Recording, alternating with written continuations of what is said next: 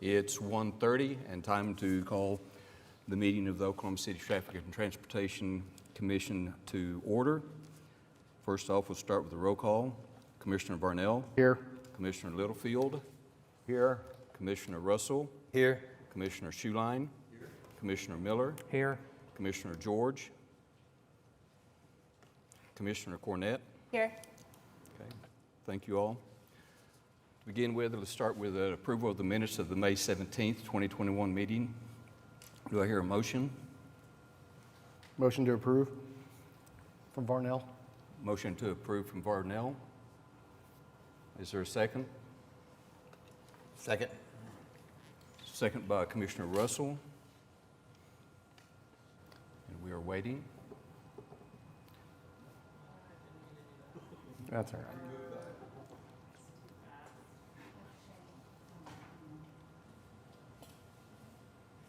Does that need to be corrected or?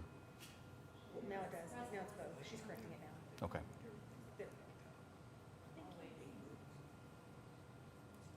And your votes, please.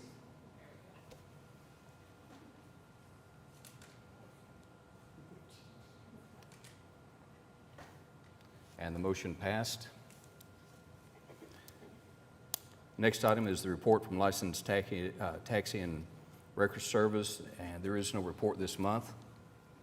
Move on to item 4, the consent docket. Is there anyone here to speak against the consent docket? Any item on it? Is there a motion?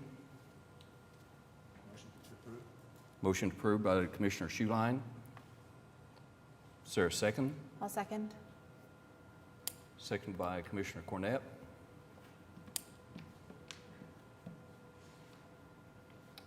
Your votes, please.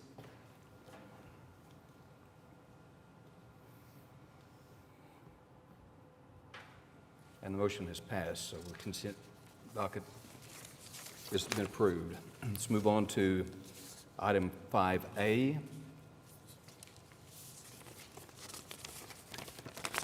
To add stop control at Landsbrook Lane at Arlington Drive to establish an all-way stop control. Is there anyone here to speak on this matter?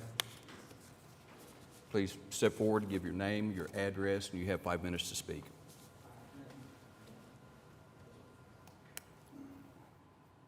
My name is Craig Quinalty, Quinalty,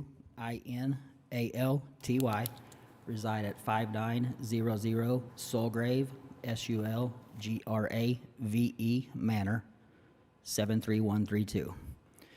I'm here today representing Landsbrook Homeowners Association, and we are requesting all-way stop control at Landsbrook Lane and Arlington Drive. Over the last 24 months, we've noticed an increase in pedestrian and bicyclist traffic, as well as vehicular traffic.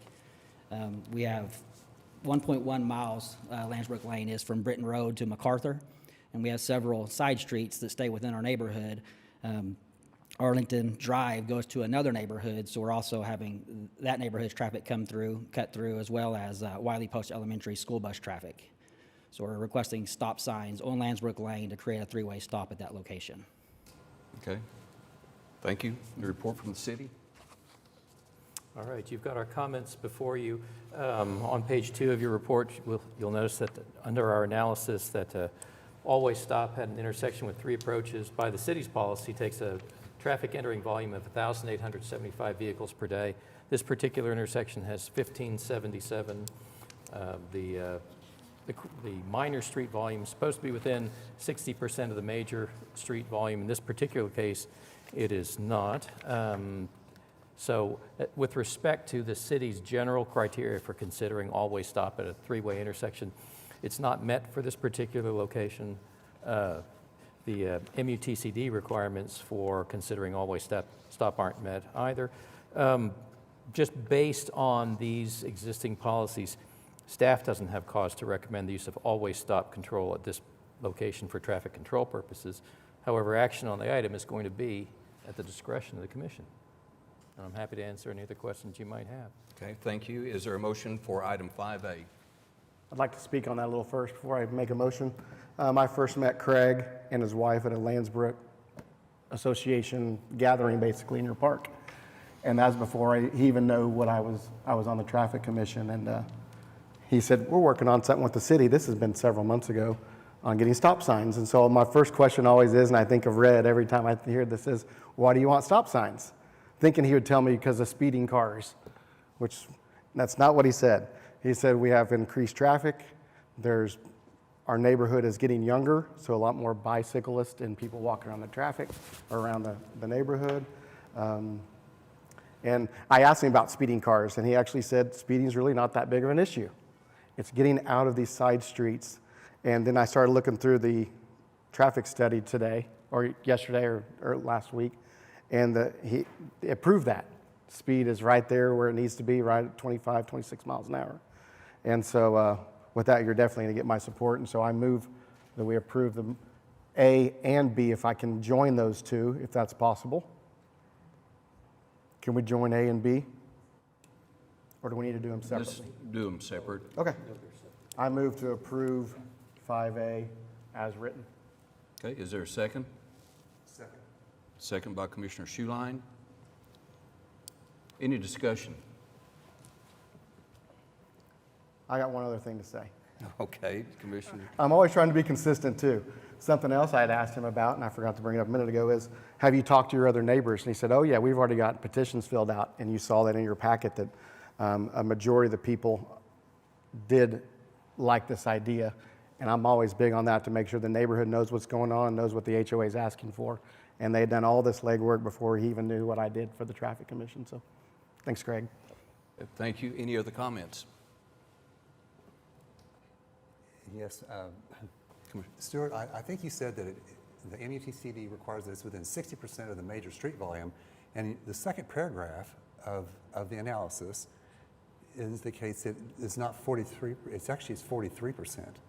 472 over 1105 is 43% of the major street volume, so it really does meet that criteria. Well, I think I misspoke on that. The minor street is supposed to be within 40% of, not 40% of, but within 40%. So it means it'd have to be a percentage that's 60% or better. In this case, it's under 60%. Yeah, it's close, but I mean, it does not exceed the city's longstanding policy.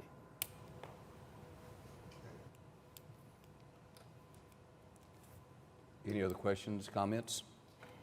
Now, I think the one thing that I'm going to talk about here and probably a little bit later on another agenda item is holding to what the city's policy is, but also thinking about potential interactions, not just what the vehicular traffic is, but are there potential for bicycle traffic? Is there potential for pedestrian traffic? Which it sounds like there's a bigger uptick in that neighborhood We don't have currently. sidewalks on Landsbrook Lane, so all the traffic. Everybody's in the street. Yes. Right, and so thinking about that more holistically than just what are vehicles doing that could be a potential issue, and with a pedestrian or with a cyclist, I think is a really valid concern that doesn't necessarily make it into the report. So I think that that's definitely something we need to consider with all of our agenda items, but this is our first option to actually talk about it today, so thank you. Okay, any other discussion? Mr. Chairman, I'd like to make one comment, and I appreciate the comment from the other commissioners, but there's no telling how many intersections in this city could come and tell us exactly what you just said. So if we don't maintain some good engineering principles, we just throw everything out the door. And in this instance, the speed limit is only 25. That's what we require people to drive in a school zone. So they've obviously got good control of their vehicles. So, I'm a staunch proponent of applying good traffic engineering principles, and we don't use stop signs except for right-of-way control. So, I'm sorry, but I can't approve. Okay. That's just my principle.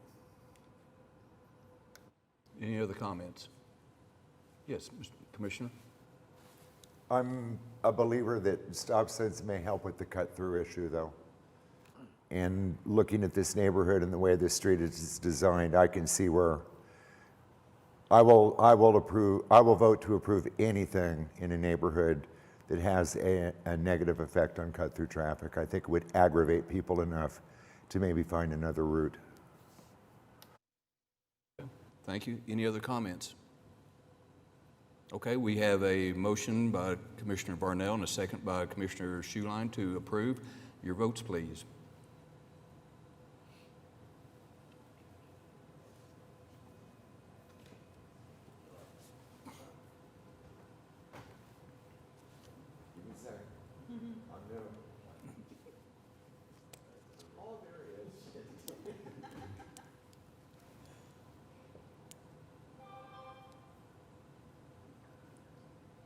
Okay, the motion has passed. We'll go on to item 5B. Add stop control at Landsbrook Lane at Whitehall Drive to establish always stop control. And you're here to speak on this also. Yes, sir. Yes, sir. And in the sake of not wasting your time, the same goes for B as it did in A. More so is what Littlefield was saying. We deal with a lot of cut through into Rock Knolls neighborhood on that particular street. And so hopefully if we can limit that, and then everything on A goes with B as well. Okay, thank you. Is there a motion regarding item 5B? Motion to approve is written. Motion to approve by Commissioner Varnell. Is there a second? Second. Second by Commissioner Littlefield. Any discussion? This intersection actually is the one that comes from the school that he referenced earlier, and even has a bigger issue, in my opinion, than the one we already approved. Okay. Is there anything the city wants to add on regarding 5B? The comments are very similar. Traffic volumes are similar. Again, this is a location based on the city's standing policy regarding always stop control at a three-way intersection. It does not meet the city's guidelines, and it does not meet the MUTCD minimum guidelines for using always stop control. So action will be at the commission's discretion. Okay. Any discussion?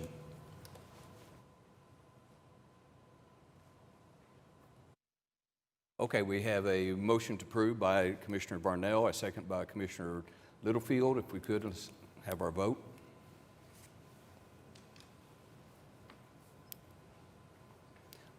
Motion has been approved. Thank you. Thank you for your time. Okay, let's move on to item 5C. This is a 45-degree angle parking within an existing setback parking area on the east side of North McKinley Avenue from approximately 35 feet south to 165 feet south of the south curb line of Northwest 28th Street. And item 2, reserve parking for the physically disabled on the east side of North McKinley Avenue from approximately 43 feet south to 102 feet south of the south curb line of Northwest 28th. Is anyone here to speak on this item? Please give us your name, your address, and you have 5 minutes to speak. Caleb Morgan with Johnson Associates, 1 East Sheridan, Oklahoma City. This is a conversion of existing parking, angled parking on McKinley Avenue from just regular standard parking to ADA parking. So we'll be removing 3 spaces and putting in 2 ADA spaces within a drive aisle. We appreciate the staff's memo on it, and we appreciate your consideration of this item. If you have any questions, I'll be happy to answer them. Okay, thank you. Report from the city. Okay, you've got our comments before you. This particular angle parking area there's no record of it existing as far as city council ordinance for it. At this particular time, you heard that Mr. Morgan is seeking, on behalf of the United Way of Oklahoma, to utilize 2 of the spaces within this parking lay-by to be set aside for the physically disabled. It was when that we had visited on-site with staff from the United Way that we learned that the reason why they're seeking this particular request is because the only location that they have that's accessible to their facility where there are ADA parking spaces in close proximity is through their back parking lot, which is not an area that's intuitive to get to. And as a result, it takes their front desk staff has to leave the front desk, let people in through the rear of the building. So what this application is to do is to seek to get front door access for people with disabilities. Okay. So the action that you're looking at today is is looking at the ADA spaces that are requested, and we will also create an ordinance to establish the on-street angle parking that's there today. Because ever since an ordinance was passed in 1949, all on-street angle parking areas are subject to a recommendation from the commission to go to the city council, who would in turn pass an ordinance authorizing it. And there's no record for this, so this will kind of clean up one and add some ADA spaces within it. Okay, thank you. Any other questions that you might have? Okay, is there a motion regarding item 5C? I move for approval, including the 2 conditions as outlined by staff. Okay. Stuart, you want to expand on that? What the 2 additional Okay, conditions? the motion would be a motion to approve subject to staff recommendation. On page 3, staff recommended that to do this, the applicant would need to dedicate public right-of-way or roadway easement sufficient to fully cover the setback parking areas and sidewalks, and that the applicant is responsible for the preparation of improvement plans to make the spaces accessible. Okay, thank you. So we have a motion from Commissioner Littlefield with the addition of the requirements by the city. Is there a second? I'll second. Okay, second by Commissioner Cornett. Any discussion? Okay, then we'll put it to a vote.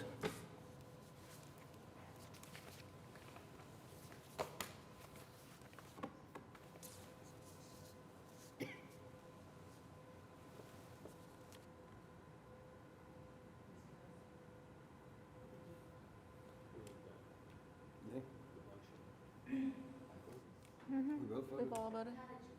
Yay. Yay. Yeah, we had a motion to second.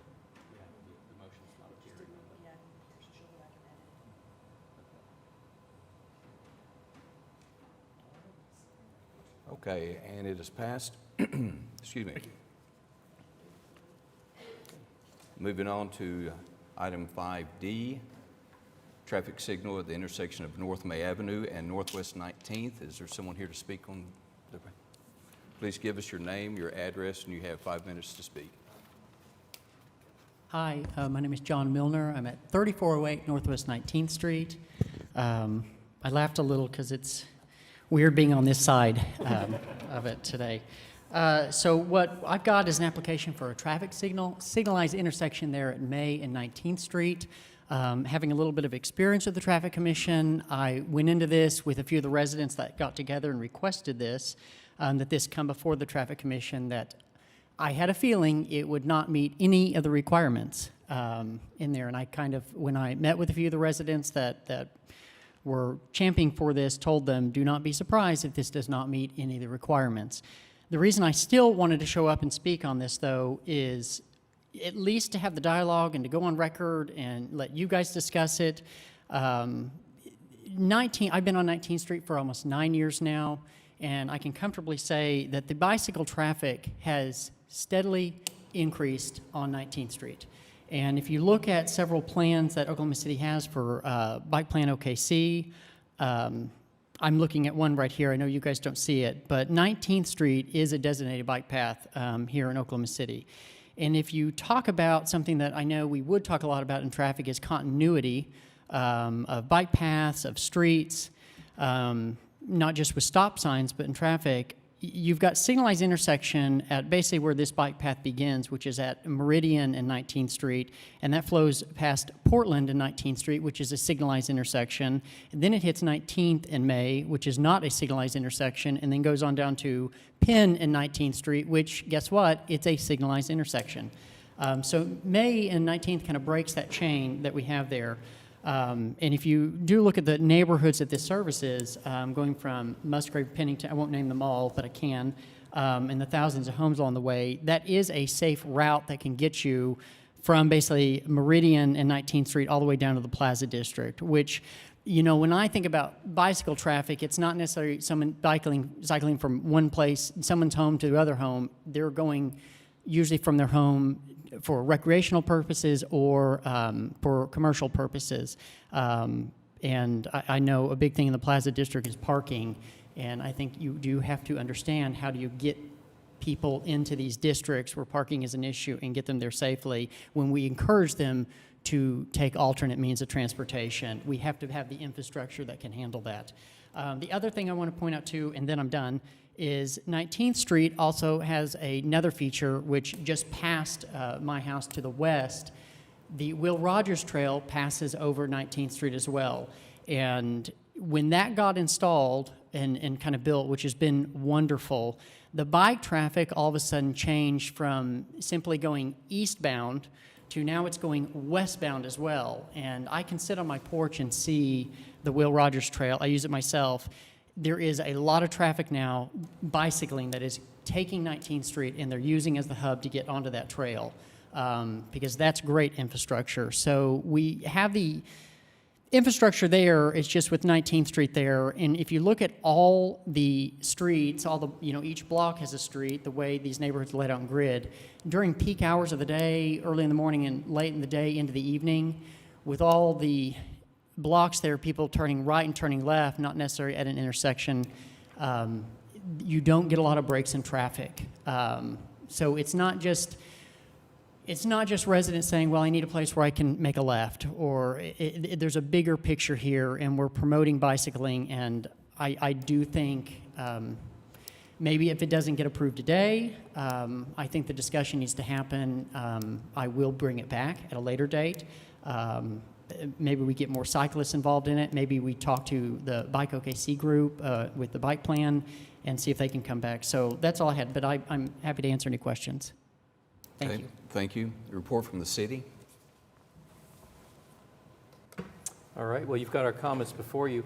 We ran a traffic signal warrant analysis on this particular location based on traffic volumes and observed pedestrian and other activities. This particular intersection does not meet any of the warrants for considering the use of a traffic signal. But should the commission consider a signal at this particular intersection, staff would recommend that any motion to approve it would include roadway work to widen North May Avenue for dedicated left turn lanes to provide for safer left turn access to 19th Street.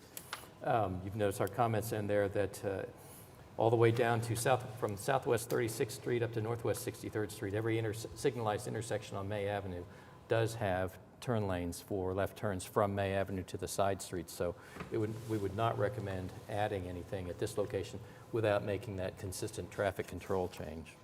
Okay. Thank you. Is there a motion regarding item 5D? I would like to move that we approve. Okay. Motion to approve by Commissioner Cornett. Is there a second? I'll second. Second by Commissioner Schuline. Is there any discussion? Commissioner Littlefield. I think ex-Commissioner Milner did a very good job presenting this. Would there be anybody from staff available associated with the bike walk program to comment on whether or not this intersection could be a valuable place to be signalized, considering what we've learned about the bike paths? Well, if there was someone to comment, it would probably be from the planning department, because they're the authors, primary authors for Bike Walk OKC. I would tend to think that they're in the absence of comment from a member of planning staff. I mean, the fact that 19th Street is illustrated as being I believe a tier 2 bicycle facility, which is basically an on-street bike lane, that would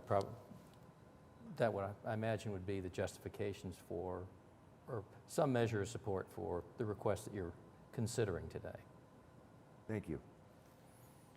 Any other comments? I think this goes back to what I was mentioning earlier, as far as not just what does the traffic volume and what are the speeds that people are going, what does that equate to, but I think there's a deeper level that we need to think about, and that is potential interactions, especially now that we do have a lot more bicycle traffic through that intersection. There's not a place for them to cross other than getting off of their bike lane to go down to 16th Street to cross at a light or to go up to 23rd Street to cross at a light. There's not anything that passes through there.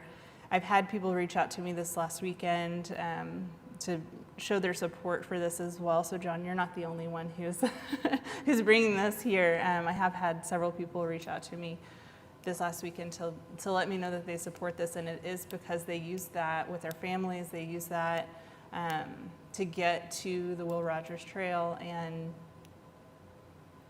making sure that we're actually taking that into account and using what we've learned from our Bike Walk OKC training, that we need to make sure that we're not just looking at vehicular traffic when we're looking through how we're making our streets function any longer, especially as we have new things like this come before us. I think that we need to think about it in terms of, do you want your 8-year-old riding their bicycle across May Avenue and playing Frogger with people who are going 40 miles an hour? I don't think anybody does. And so if we can give them a safe route, especially continuity, if there's a safe route that can get 19th Street all the way down, then that's a no-brainer for me, that's something that we should support.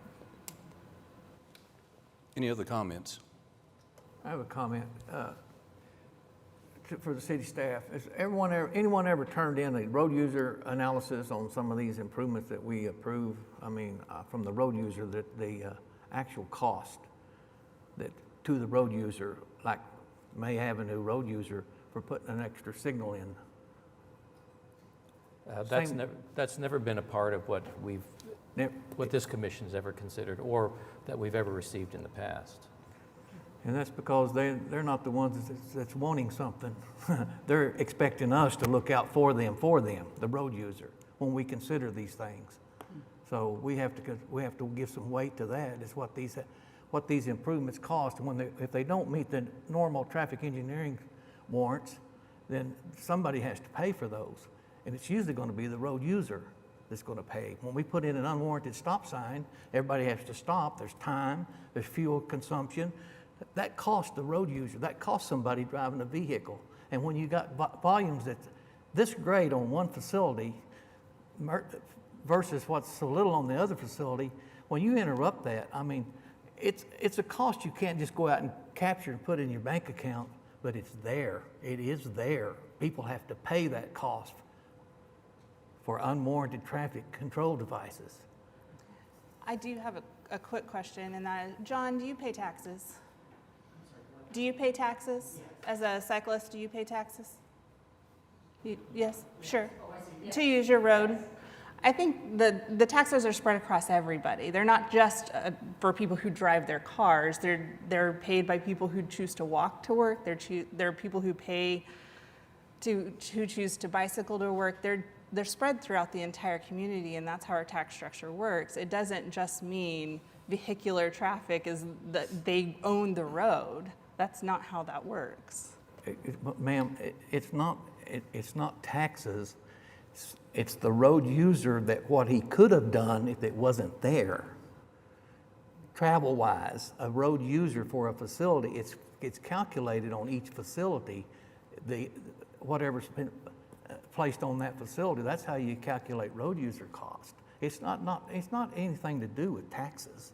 We all pay taxes, but if you had let's say we put a stop sign at every intersection going up May. Now that's going to cost some people in May to have to stop and go again, stop, go again, stop and go again. That's the road user cost I'm talking about. It's very real cost. Sure, that would be great, John. You know, if I understand where you're coming from, but I also think in these dense, this urban core that we're in, this commission is going to have to start looking at the fact that if you keep building it for cars will keep coming. And the burden cannot always be on these roads. At some point, we have to look at this and say, we need to change traffic patterns to help these commercial districts, which have no parking, and they're telling people, please don't drive down here. But this body has to start looking at it and saying, well, how are we going to help these people get out of their vehicles and get there? And looking at these bike paths and how to get people safely around, That's one way to do it. If this gets approved, it goes to the list of unfunded projects. We know that, and it could be 7, 10, 15 years before it gets built. And I would argue by that point, we're going to see a lot more cyclists on the road because the infrastructure, I hope, is going to be more in place, and more commercial is going to come online, and we're really going to be out of places to park. So thank you. I just had a quick question. And help me out because I'm just not familiar. Could the bicycle path not go on either 10th, 16th, or 23rd? I mean, does it have to be on 19th? Well, the infrastructure is there on 19th Street because that's a boulevard. So it actually runs from Meridian pretty much all the way down to close to Penn, where the street is east-west and it's 2 lanes. It is the safest method for bicyclists to get there. If you switch over to 16th Street, there's not really I'm not going to call it protected lane, but it's just 2 lanes east-west, or you have to hop onto the sidewalk, which is great. But as most cyclists know, they would really prefer to get in the street because the sidewalk, the way it was built, it's a little like a jungle gym to kind of get across. It's more for pedestrians there. So I think that's the only reason why 19th Street is just a little unique because you do have a safe bike lane that, oddly, a lot of traffic cars, I will say, honor that along 19th Street. So good question, though. Thank you. Well, since those intersections already are a lighted intersection. Sure. It just seems like it would make more sense to move the bike path instead of. Absolutely, absolutely. And that's why I wanted to bring it up, so you guys can discuss it. I mean, that's Right. what needs to happen. My other concern is at this intersection, if you're looking south on May towards 19th, if you could get that picture up, in order to widen the street for that left turn lane, if you look there to the right, to where I guess that's a retaining wall, that's going to have to be removed in order to put a left turn lane to install that, which would be consistent with the lights up and down May. Sure. I'm not the engineer, though, so I don't know. I'm just coming forward to provide some safety for our bicyclists. So if you get approved, I'm sure somebody smarter than me will work that out.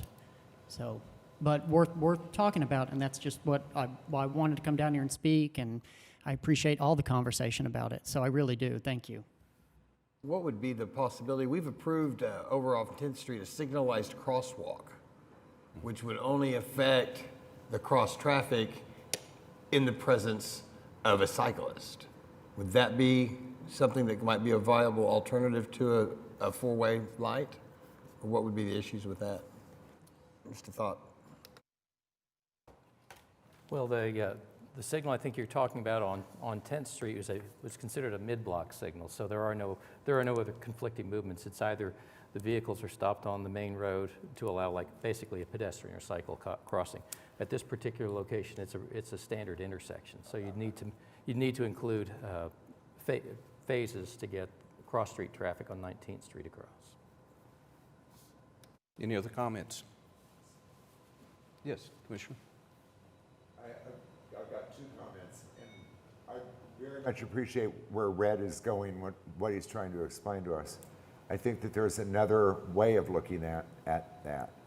And the cost of the vehicle trying to maneuver our city and all of these obstacles with stop signs and stoplights, et cetera, I can understand that. But consider 2 vehicles that get in the way of each other at an intersection like that compared to a vehicle and a pedestrian or a vehicle and a person on a bicycle. The cost is much greater, much, much greater, in my opinion. The other point that I want to make that is very general, it's not anything that I know about that I can speak about professionally, but I've learned a lot about the Bike Walk OKC program being on the review committee for that. With each one of these tiers, there are different traffic calming elements, et cetera, that are considered in those tiers that could be a stoplight and a widening of an intersection. It's possible to think that with the funds that they have, if they see this as a serious intersection where this light signalization can be beneficial and important, if it got approved today, that would be a step forward for them being able to move forward sooner rather than later to help finance it or do whatever involved in getting it done than waiting until the unapproved list gets funded in 17 years or whatever it would be. You know, I think that this is an opportunity for that program to consider now instead of coming back to us in a couple of years and wanting it then. I don't think it would hurt to approve this at this point based on that. Thank you. Any other comments? What about getting the left turn bays built first? Before we approve any signal going in there, let's see if it get that going. That would be, that'd be a road project to do that anyway, and then you wouldn't want to combine that with a signal project. We never do, this comes up a lot that we require left turn bays. I'd like to see what the street, what they've got, kind of improvements they've got proposed at that intersection in light of Bike Walk OKC plan, and see if maybe there's something going there before we, I mean, we shouldn't be basing our decision on whether it's going to get funded or not. We ought to be basing it on whether it's needed or not. That's what I'm saying. Anyone else?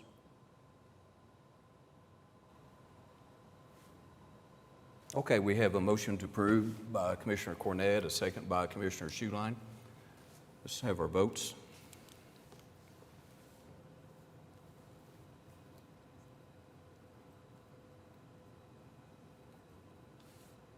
And it is passed.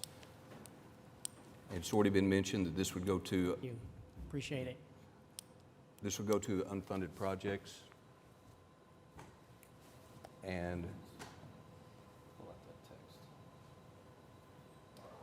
All right, just at the tail end of this particular report, it's noted that since there are no existing funding sources identified for new traffic signals approved by the commission, so should the signalized traffic control be approved, the improvements will be added to an unfunded projects list, and projects on this list are typically considered during the planning for new general obligation bond projects by the city. So because the last bond was issued in 2017, this project would be probably added to the next general obligation bond whenever the city gets to that point where it's ready to issue it. okay, thank you. Okay, Smoot. Quick question. We lost our light board, so, and I don't see what the vote was. What was that last vote? What was the outcome? 6-2? Okay, thank you. Okay, let's move on to item 5E, reserve parking space for the physically disabled on the south side of Southwest 15th Street from approximately 210 feet east to approximately 232 feet east of the east curb line of South McKinley Avenue. Is there someone here to speak on behalf? Good afternoon, Commissioners. Chris Anderson with SMC Consulting Engineers, representing the Wheeler Foundation and the Gateway School. I don't know that I have too much to add to the staff report, other than this is just for an accessible parking space adjacent to the school, which they are feverishly trying to get open for the fall semester. Okay, thank you. Report from the city. All right, well, you've got our comments before you. What Mr. Anderson didn't notice that they are included with construction of the school. There's a parking lay-by on the south side of the street, and this particular space is just to meet ADA requirements for structured parking. It's included in their construction documents, so because it's a reserved parking space for the disabled on a public roadway, it's subject to commission hearing process, which then goes to a recommendation to the city council. But beyond that, I have no further comments to add on this particular application. So action will be at discretion of the commission. Okay, thank you. Is there a motion concerning item 5E? Mr. Chairman, motion to approve. Motion approved by Commissioner Schuline. Is there a second? I'll second. I lost track of who had the second. Richard Russell. Commissioner Russell has the second. Any discussion? I have a question, sir. I'm tried yesterday to figure out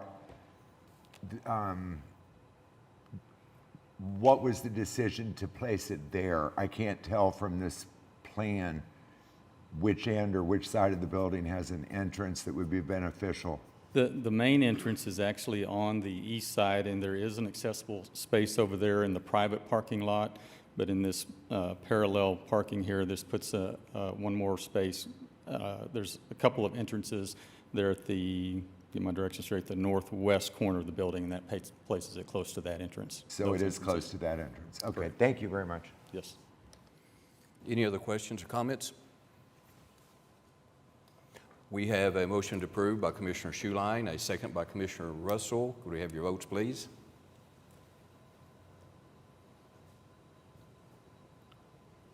And motion is passed. Thank you. Thank you. Let's move on to item 5F. Remove metered parking on the south side of Couch Drive from approximately 115 feet east to 181 feet east of the east curb line of North Lee Avenue. Number 2, establish a full-time passenger loading zone on the south side of Couch Drive from approximately 100 feet east to 171 feet east of the east curb line of North Lee Avenue. And 3, establish a reserved parking space for the physically disabled on the south side of Couch Drive from approximately 171 feet east to 203 feet east of the east curb line of North Lee Avenue. Is there someone here to speak on behalf of this motion item?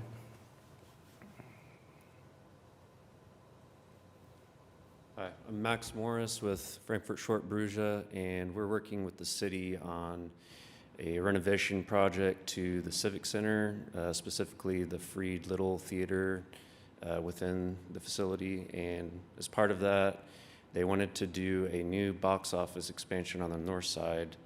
And so the reasons for these requests is to serve as a drop-off area, passenger loading zone for this new box office entrance to that theater. Okay, thank you. A report from the city. The only thing of note is the passenger loading zone that's being requested is being asked as a full-time passenger loading zone, which will preclude it from being able to be used for parking purposes. But other than that, action on the item will be at the discretion of the commission. Okay, thank you. Is there a motion regarding item 5F? Motion to approve? Motion by Commissioner Schuline. Is there a second? Second, Varnell. Second by Commissioner Varnell. Any discussion on this item?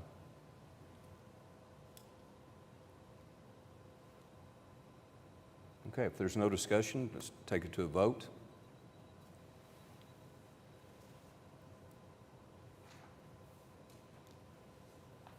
And motion has passed, 8-0. Thank you. Thank you. Okay, let's move on to 5G. Midblock pedestrian crossing on North Stiles Avenue, approximately 240 feet north of the north curb line of Northeast 18th Street. Is someone here to speak on this item? We need your name, address, and you have up to 5 minutes. Good afternoon, Commissioners. Chris Savage with Wallace Engineering, 410 North Walnut, Suite 200, Oklahoma City. I'm representing the state of Oklahoma, more specifically the Oklahoma Office of Management and Enterprise Services.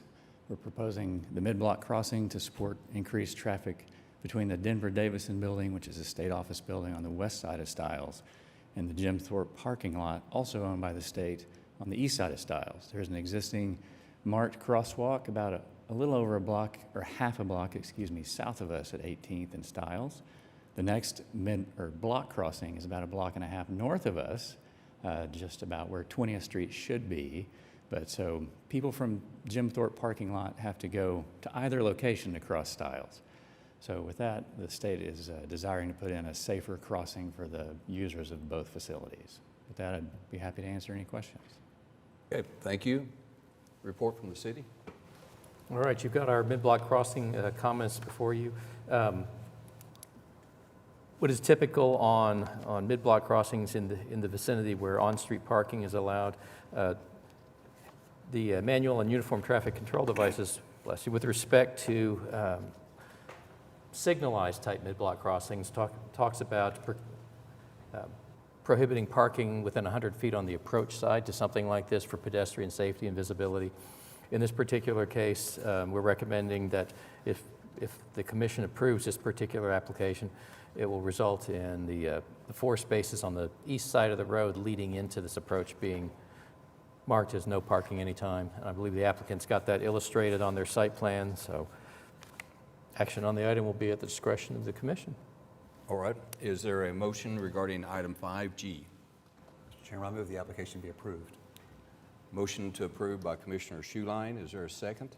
Second, Varnell. A second by Commissioner Varnell. Any discussion on this item?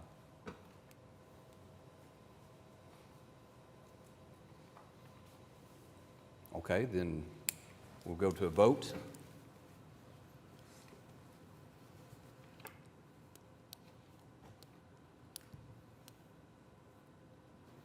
And the motion passes with a 8-0 vote.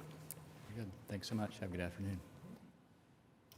Okay, we move on to item 6, comments from the citizens, which there are none here. We'll go on to reports and other items from traffic commissioners. Commissioner Varnell. Sure, I always struggle with what we discussed on 19th in May when it comes to cyclists. We touched on this in our last meeting, how we just don't have enough information when we make these decisions, and that still concerns me. I wish we had more discussions or more information from Bike Walk OKC, because we're asked to make decisions that really we don't know enough about when it comes to Bike Walk OKC and the cyclists in town. So I wish somehow we could get more information when it comes to cyclist information for Oklahoma City traffic. So that's really all I have to add today. Commissioner Littlefield. I totally understand where you're coming from. What was it, 8+ years ago, I'm not sure, when I received the appointment to this commission, I got a letter from, I think it was Stuart Chai or somebody, and the letter said, "Welcome to the Traffic Commission. It's a learn-as-you-go process." And I've never forgotten that, and what that does sometimes is it just motivates me to really think about, you know, what I do know and what I can project and what I think is the best for the citizens. And I think it's really interesting in those years that I've served here how this discussion has segued. 4, 5, 6, 8 years ago, I don't think there would ever been, I don't think bicycle was ever maybe even mentioned in some of these discussions. So it's important to be artistic and be thoughtful and consider the way things are changing in our community. I'm seeing more bicyclists. It's unbelievable. I'm seeing more bicyclists, I think, than I'm seeing pedestrians, actually. And it's kind of fascinating to me. And on Facebook, whenever I'm trying to look at my mother and what she had for dinner or whatever, it's popping up every few minutes, these new electric bikes, electric assisted bikes, all kinds of bicycles. Now, I can see it happening. It's going to take a long time. But part of our role here, I think, is to set that foundation. So that's all I have to say, and there's nothing specific from Ward 2, other than I'm never going to get a haircut again. Thank you. Commissioner Russell. Yeah, on that same issue, the bikes, it's learn as we go, and I was educated by the people that spoke. But maintaining a consistency, if that's what the city is trying to design as an accessible thing for bike riders, being consistent with that, I think, is important, and that's why I voted how I did. And that's all I've got. Okay. I do get haircuts. Thank you on both items. Commissioner Schuline. Nothing to add, sir. Thank you. Commissioner West. I have a comment for staff. Last time we sat in here, Public Works Director was here, and the question came up, and I'm concerned about some of the signal timing on a lot of our signals from the time they were first put in and programmed to the change in the traffic pattern now, particularly in the outlying areas in our suburbs. I get a lot of comment about why some of the lights are leading left, whatever, but, and it's not, I'm not talking about the induction, I ain't talking about the detection, because they've got detectors. I'm talking about the actual checking to see if the lights are optimized timing-wise for the traffic that's there now. It really has changed, particularly up north, I'm telling you, but the lights are still, look like they were when they were first set up, so I don't, how does the city address that? Well, actually, we're very cognizant of comments that we get from citizens. And recently, we have had a fair number of comments that have come in from, I guess, basically developing parts of the city, especially on the north side. And through our bond advisory committee, we recently submitted a location of, I want to say 10 corridors, where we've requested engineering contracts to reevaluate timing. And so I know there's some corridors along Memorial Road, and there's some others in the far northwest part of the city that have been submitted for that. So afterwards I can send you a list of the locations that we've asked for timing. That's fine. The fact that you're looking at it, that's enough for me. I appreciate it very much. Okay. Commissioner George? Nothing really. I apologize for being late. I had a meeting pop up last minute that I had to attend. So glad I made a little bit of it. Glad you were here. Commissioner Cornett?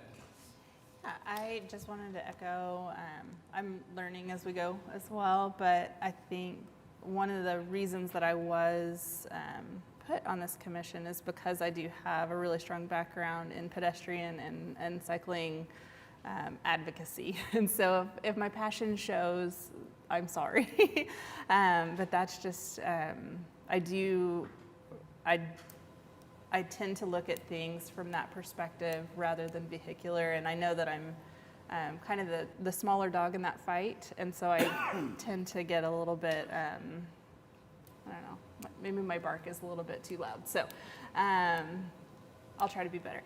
But I will say, I really do appreciate that everybody is open to learning more about that, and I'm learning more about that as we go as well. As our city is creating more infrastructure, then you will start seeing more cycling traffic, and you'll start seeing a lot more pedestrians, and so this is just going to perpetuate. I mean, it's just, from here on out, it's just going to get better for cyclists, it's just going to get better for pedestrians, and we just need to recognize that we now fit into that scope, and it's not just cars anymore, which is great for our city and great for the people who maybe can't afford a car or people who choose not to use a car. So that's my soapbox for that. Stuart, I would like to ask you about leading pedestrian intervals and kind of what the next steps are, because I know that is part of the Bike Walk OKC plan to install more leading pedestrian intervals, but is there a way that we can expedite some specific locations, or I guess what's the process that we need to go through from here? If there are locations that you're aware of, you're welcome to send them in. Great. But a leading pedestrian interval where pedestrian signals exist is a timing change. I mean, it's just a controller change. Right. It doesn't require any additional equipment. It's just a modification as to how we use it.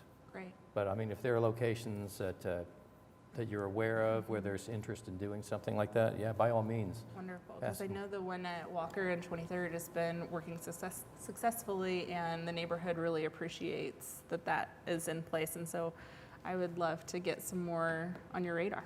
Sure, Great. absolutely. Thanks. Mount that on. Just have a couple of things.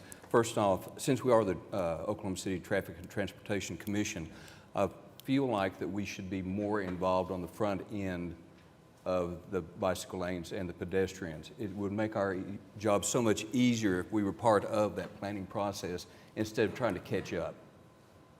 That would be my only request, is that we look at that, because like on 19th Street, we had some input about widening May with a left-hand turn lane is just not feasible. If we had some input that maybe we could look at 10th or 23rd or 16th, I think it would make our job a lot easier from the get-go instead of having to follow up on it. Also, I would ask, under part of the comments, that was part of our packet, there was a memorandum to the commission, and I would like to hand that off to Stuart and have him report on that. All right. Well, I will preface this first by, under the reports from staff, we've got our standard yield and yield and parking control report. And what Commissioner Hale is referring to is at the end of at the commission's meeting on April 19th, an applicant, Mr. Craig Sanger, had submitted a request to reduce the speed limit on Villa Avenue between Northwest Expressway and Northwest 63rd Street from 30 to 25 miles per hour. And following the approval of that item, Commissioner Hale had asked us to do like a follow-up study to basically evaluate the effectiveness of the change. The signs were not installed until late May, and so we conducted a speed study at the tail end of June. The results, which are summarized on the last page of your report, show that in February 2021, when this item was being prepared for the commission's presentation, when Villa was posted at 30 miles an hour, there was an observed 85th percentile speed of 34 miles an hour. And at that time, about 25% of drivers traveled at or below 25, and about 60% traveled at or below 30, which was the posted limit. At the tail end of June 2021, after about a month of the speed limit 25 signs being in place, the 85th percentile was measured at 31 miles per hour. We noticed that our study found that about 35% of drivers were traveling at or below 25, which is the new limit, and then 83% of drivers were traveling at or below 30 miles per hour. So the speed limit reduction took the 80 from 30 down to 25 on this particular street. Our observation was that the 85th percentile dropped from 34 miles an hour to 31. I'm happy to discuss any aspect of this item with the commission if they've got questions. Commissioner? Excuse me. Go ahead. You sure? Yeah, well, I was just going to ask if the bike lane, because it's a Tier 3 facility, if those sharrows have been painted on as well, or is this just the speed limit reduction? This is just the speed limit reduction.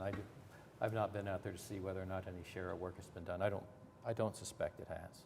That was my question. It may change afterwards. It could change even. Then I would ask for a follow-up study after that's done. And it's, in fairness, and this is why I was hoping that we could get things done on the front end instead of the tail end, is if we change speed limits or make some decisions and we find out that what we're doing is ineffective, we need to know that now, to help us make decisions moving forward. From this study, it looks like that, and I agree, that roads have a feel to them. It just feels like this is the speed it ought to be driven. And this is the problem we've had with some of these straightaway streets in neighborhoods. It just feels like it should be more than 25 miles an hour. And no matter what we post it, we have a problem with speeding, and then thus we get requests for stop signs. So that's why I was asking for the follow-up, and would ask for a follow-up after the designated bike lane goes in to see if we're really doing what we're trying to achieve. Because it looks like so far on this particular street we have not. Any other officer, any comments? No. Any other comments? Yes. You did a great job as chairman today. Thank you. And we know Commissioner Kula is watching, so we can't wait for you to get back. Come back. Exactly. Amen to that. I was going to give a shout out to Commissioner Kula that you please know you're in our thoughts and prayers for speedy and a complete recovery. Anything else? Yes. Just had a quick legal update on the aspect of bikes. I'm not sure if anybody is keeping up with the current statutory updates, but there are quite a few bike updates coming along. I believe they will go into effect in November.